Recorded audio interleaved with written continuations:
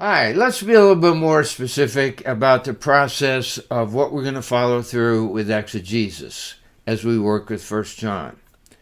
First of all, we want to carefully translate a paragraph. Secondly, we want to use Bauer, Danker, Arndt, and Gingrich for words that you haven't seen.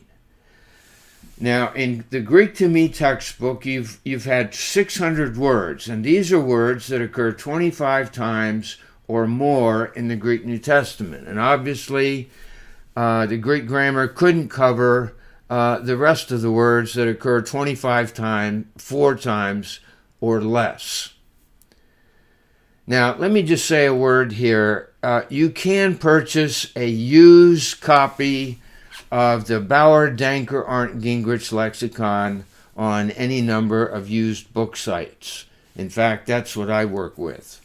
I haven't been able to financially keep up with the latest and greatest edition that comes out every year or two.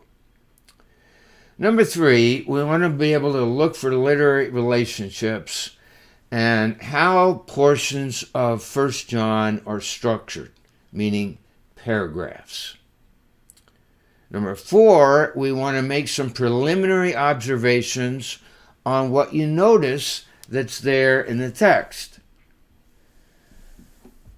Now, in making observations, we want to make use of the chart of literary relationships for framing our observations. And as I often say, let this chart become your friend. Now, after you've done your own work of translating a paragraph, making some initial observations and interpretive comments, there are any number of videos that you can watch on 1 John that I put together. And you're going to find help there with parsing of your forms. I'm going to help you there with translation as well. Literary relationships to notice, take note of, and I hope that you will be developing the skill to more quickly notice what's there. You'll see me work with structural outlines, and here I will be blocking off portions of the text and with arrows and simple diagrams showing how various parts of a paragraph are fit together. I will, along the way, be making some interpretive comments. And finally, as we look at various paragraphs in 1 John, we will be making some specific points of application. So let's just walk through our process one more time. First of all, careful translation. We want to use the main lexicon, a Greek-English lexicon of the Greek New Testament and early Christian literature by Bauer, Danker, Arndt, and Gingrich for words that you haven't yet seen. 3, we want to look for literary relationships and how paragraphs of 1 John are structured.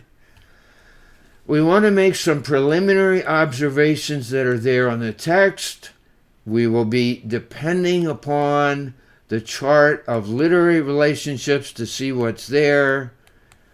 This will then be followed by videos on 1 John. Now, let me say here, please don't work your way through the videos before you've done your own work of translation and initial observations.